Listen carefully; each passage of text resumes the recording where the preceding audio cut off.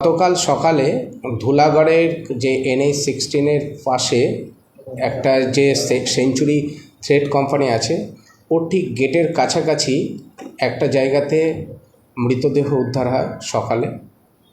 সেই মৃতদেহ উদ্ধারের পরে আমরা ওটাকে খুব দ্রুততার সঙ্গে পোস্টমর্টেম করতে পাঠাই মৃত্যুর সঠিক কারণ জানার জন্য। যখন আমরা ওই মৃতদেহ উদ্ধার করি তখন মৃতদেহ দেখে আমাদের প্রাথমিকভাবে সন্দেহ হয়েছিল যে এটা কেউ হয়তো কোনোভাবে তাকে শ্বাসরোধ করে মেরেছে, কিন্তু মৃত্যুর সঠিক কারণ আমরা নির্ণয়ের জন্য এটাকে পোস্টমর্টেম করতে পাঠাই, যা আমি বললাম।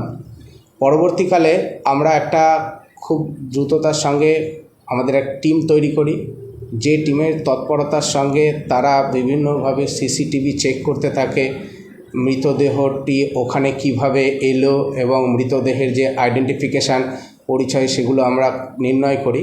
মৃতদেহ পরিচয় পাই আমরা প্রাথমিকভাবে ধুলাগড়েরই বাসিন্দা গোপাল সরকার, তার বয়স হচ্ছে 37 বছর।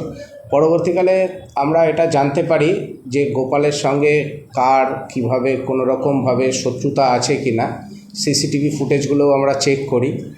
আমার দল অত্যন্ত তৎপরতার সঙ্গে, আমার যে টিমের সদস্যরা ছিল, আইসি সাকরাইলের নেতৃত্বেই টিমটি পুরো তৎপরতার সঙ্গে একজন আসামিকে রাতের মধ্যেই গ্রেপ্তার করে। তারপরে তাকে আমরা জিজ্ঞাসাবাদ করে সে স্বীকার করে নেয় কী কারণে সে এই মার্ডারটি করেছে এবং কিভাবে সে মার্ডার করেছিল। আমরা তবুও কোথায় কিভাবে করেছে এটাকে সুন্দরভাবে রিকনস্ট্রাকশানের জন্য তাকে আজকে রিমান্ড প্রেয়ার সহ কোর্টে প্রডিউস করছি। এই যে আসামি আছে, আসামির নাম আপনাদেরকে বলে দিতে চাইব। এই আসামি বেসিক্যালি বিহারের সারেঞ্জার বাসিন্দা, বক্সার জেলা আছে। এখানে হ্যাপি কুমার সিং, 30 বছর বয়স। সে এখানে কি কাজ করতো এবং কিভাবে সে মার্ডার করলো সেগুলোর ডিটেলটি আমরা পরবর্তীকালে আপনাদেরকে তদন্তের অগ্রগতির সঙ্গে সঙ্গে জানিয়ে দেব। এদের ধুলাগড়ের যে জায়গাটিতে মৃতদেহ পাওয়া গেছে বোঝা যাচ্ছিল যে এদের নিজেদের মধ্যে কোনো শত্রুতা আছে। এই শত্রুতার ঠিক কারণ কি এটা আমরা এখনও পর্যন্ত পুরোপুরি কিছু জায়গায় ধোঁয়াশা রয়েছে, সেই জন্য এখনই আপনাদের সামনে তুলে ধরছি না।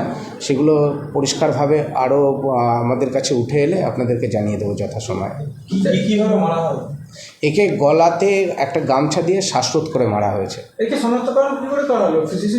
সিসিটিভি ফুটেজ দেখে এবং আমাদের কিছু স্থানীয় যারা সোর্স আছে সেই সোর্সদের থেকে ভেরিফাই আমরা করে নিয়েছি। কিছু ইন্টেলিজেন্স আমাদের কালেকশন করা ছিল, সেখান থেকে আমরা একে ধরতে পারি, হ্যাপি কুমার সিংকে। সেগুলো আমরা সব ভেরিফাই করে দেখছি। ওর কথার যে সত্যাসত্য সেগুলো সব আমাদেরকে ভেরিফাই করতে হবে। হ্যাপি কুমার সিং পরিচিত, হ্যাপি কুমার সিং গোপাল সরকারের পরিচিত ছিল। গোপাল সরকার কি কাজ করতো? গোপাল সরকার আমরা দেখেছি ওকে যখন উদ্ধার করেছি, তার পরনে শাড়ি ছিল। সে কি কাজ করতো এখনও আমাদের কাছে স্পষ্ট নয়, যেহেতু গোপাল সরকারের 37 বছর বয়স। এইগুলো নিয়ে আমাদের তদন্তের আরও অনেক কিছু আনার্থ করা দরকার আছে, যা একমাত্র ডেভেলপমেন্ট আর যদি ফার্দার কিছু হয় আপনাদেরকে জানিয়ে দেবো।